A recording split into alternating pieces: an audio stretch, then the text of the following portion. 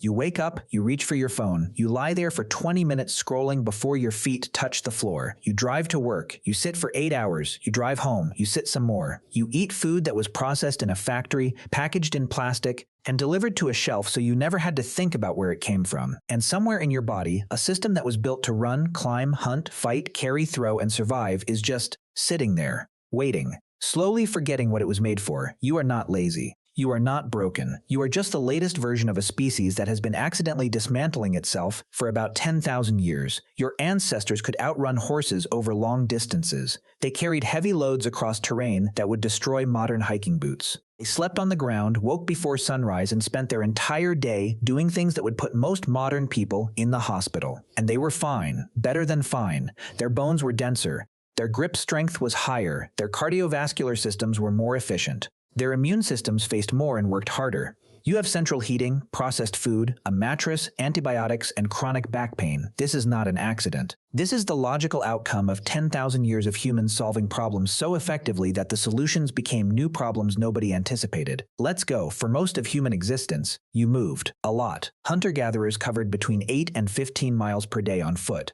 Not jogging, not power walking with headphones, just living. Moving was not exercise. Moving was life. Then around 10,000 BCE, something changed. Humans figured out that instead of chasing food, you could grow it. Instead of following herds across continents, you could plant seeds. Stay in one place and wait. This sounds like obvious progress, and in many ways it was. Farming allowed populations to grow. It allowed specialization. It eventually allowed cities, writing, science, and everything that followed, but your body did not get the memo. The moment humans settled down, the physical decline began. We know this because the bones don't lie. Archaeological evidence from the transition period between hunter-gatherer life and early farming communities shows a clear and consistent pattern across every continent where it has been studied. Skeletons got shorter, bone density decreased.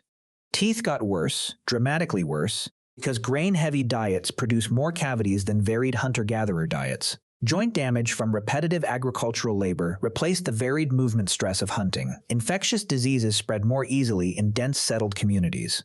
Malnutrition became common as diets narrowed from hundreds of wild food sources to a handful of cultivated crops. The average height of humans dropped by several inches after the agricultural revolution and didn't recover for thousands of years. You traded physical capability for stability. And the trade looked like a good deal right up until it didn't. Here is where it gets genuinely interesting. The agricultural revolution was just the beginning. Every subsequent wave of human innovation followed exactly the same pattern. Solve a problem, create comfort, lose capability. Repeat. Shows protected your feet from sharp rocks and cold ground. They also weakened the small muscles in your feet and ankles that previously did that work naturally. Modern cushioned running shoes, which seem like pure progress, have been linked to running injuries that barefoot populations almost never experience. The protection became the problem. Chairs. You sit in them every day without thinking about it.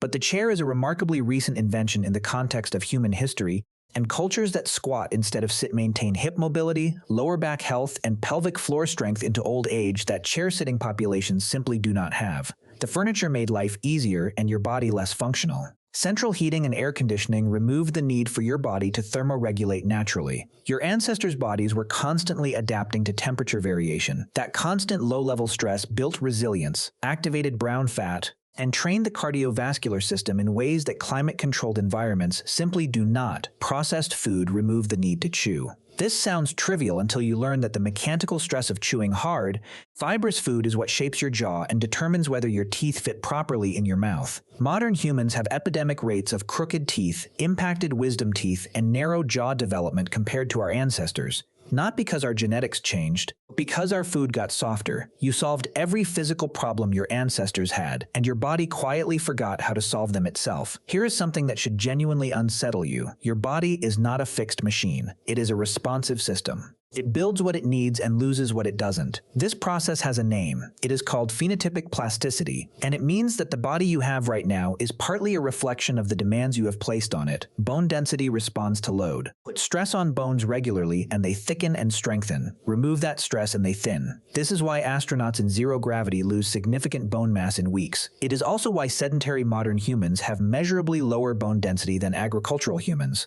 who had lower bone density than hunter-gatherers before them. Grip strength has been declining measurably across generations in developed countries. Studies comparing grip strength in young men today to young men in the 1980s show a significant and consistent drop.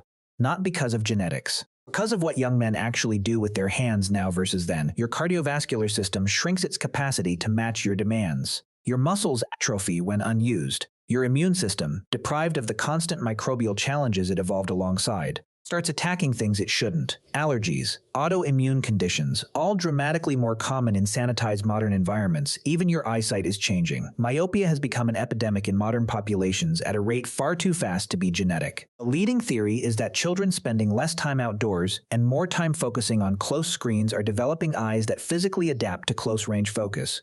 Your eyes are changing shape because of how you use them. This is not doom. This is biology. Your body is doing exactly what it was designed to do. It is responding to its environment. The problem is that the environment changed faster than anyone planned for. Here is the part that nobody talks about. It wasn't just the body. Everything that removed physical hardship from your life also removed something from your mind. And the mind, just like the body, is a responsive system. It builds what it needs. It loses what it doesn't use. And it has been losing things for a very long time. Think about boredom. Real boredom. The kind where there is genuinely nothing to do and no way to escape it. Your ancestors experienced this regularly. Long stretches of waiting, of stillness, of sitting with nothing but their own thoughts and the sound of wind. That boredom was uncomfortable.